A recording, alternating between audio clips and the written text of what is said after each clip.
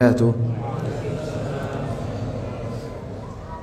إن الحمد لله نحمده ونستعينه ونستغفره ونعوذ بالله من شرور أنفسنا وسيئات أعمالنا من يهده الله فلا مضل له ومن يضلل فلا هادي له أشهد أن لا إله إلا الله وحده لا شريك له وأشهد أن محمدا عبده ورسوله صلى الله عليه وسلم.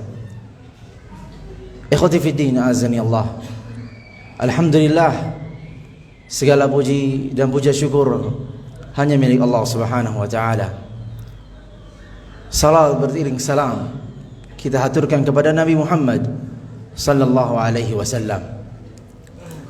Ikhwati fiddin, azani Allah wa iyyakum jami'an.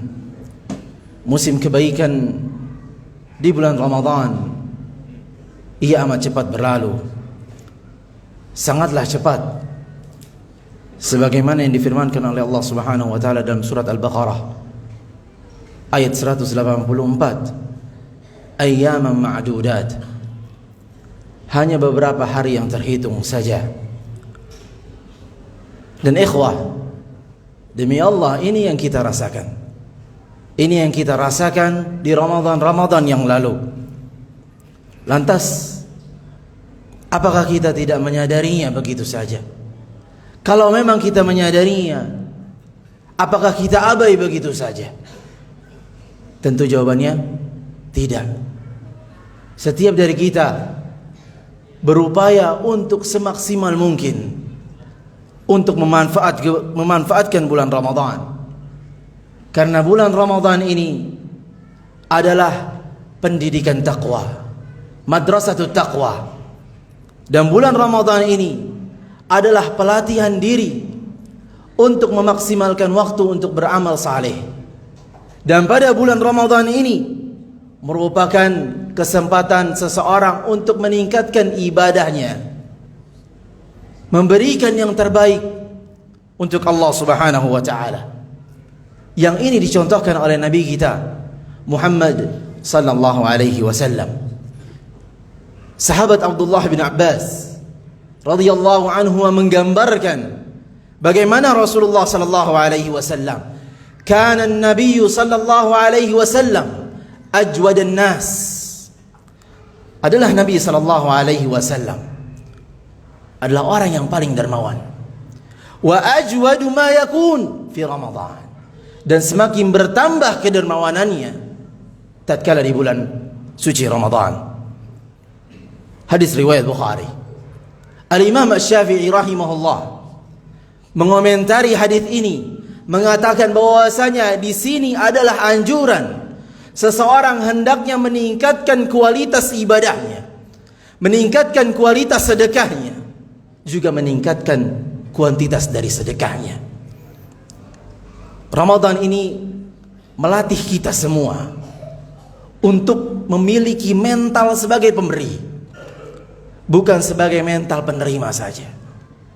Ramadan ini mengajarkan, memberikan kesempatan kepada kita semua untuk mengamalkan hadis Nabi sallallahu alaihi wasallam, al-yadul ulya khairu min al-yadis sufla. Tangan yang di atas lebih baik daripada tangan yang di bawah.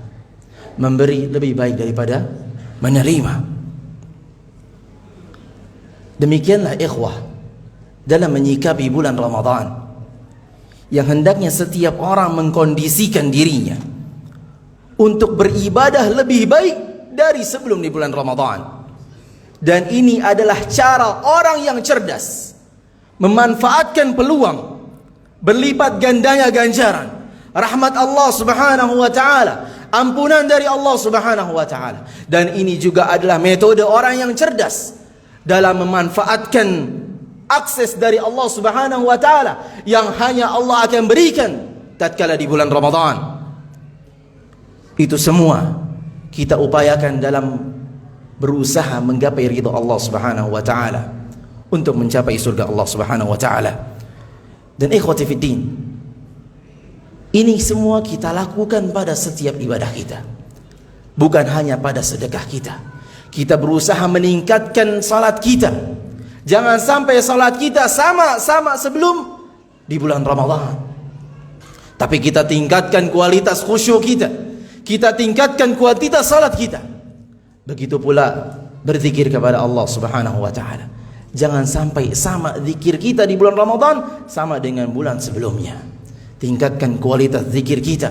Hadirkan hati, hadirkan fikiran tatkala berzikir kepada Allah Subhanahu wa taala. Tidak hanya kepada fokus kuantitas, lalu dia mengabaikan kualitasnya, tidak. Begitu pula tilawatul Quran.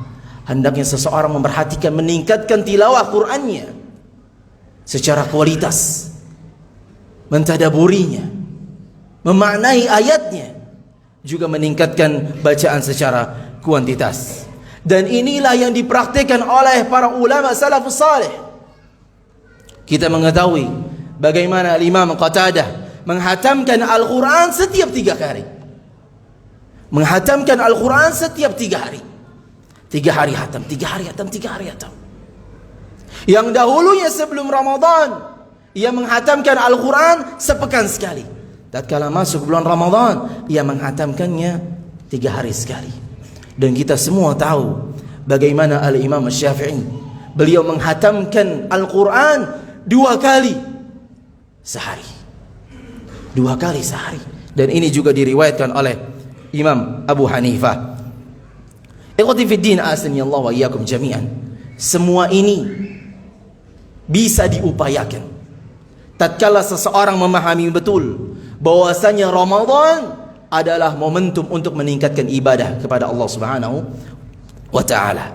Sebagaimana perkataan Al-Imam Az-Zuhri rahimahullah tatkala ditanya apa itu bulan Ramadan, beliau mengatakan tilawatul Quran wa it'amut ta'am.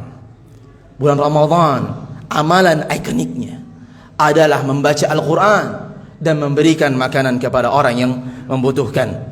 Ikhwati fiddin, sungguh amalan spesial ini, berpuasa dan membaca Al-Quran, akan datang sebagai pemberi syafaat kepada kita semua dengan izin Allah. Sebagaimana yang disampaikan oleh Nabi sallallahu alaihi wasallam, as-siyam wal Quran yashfa'ani lil 'abdi yaumil qiyamah. Puasa dan Al-Quran kelak akan datang sebagai pemberi syafaat di hari kiamat. Hadis riwayat Ahmad dan disahihkan oleh Imam Al-Albani.